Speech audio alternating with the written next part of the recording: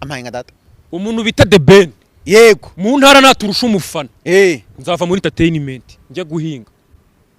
Nyuma yaho Melodie imusanze amaze gutenguha abafana, Pirate umufana we w'ikirangirire birangiye yiyahuye arapfuye karabaye. Iyi nkuru kugira ngo uyumve ndagusabye ndakwinginze kurikira ino video kugeza ku musozo, nzabakorera n'indi video hatazagira n'undi ubabeshya, mbasesengurira ukuri, mbaho kuri kw'ibyabaye, uruhare Melodie yagize mu gupfa k'uyu muntu Pirate wari umufana we twakundaga ndetse wari n'umunyarwenya. Uyu muntu yari yararetse urwenya akurikira Bruce Melodie, none aka kanya aramutenguye. Urumva adafite impamvu yo kwiyahura? Uretse ubanza urebe performance Bruce Melodie yakoze niyo byo expectingaga, urebye ntago bihuye.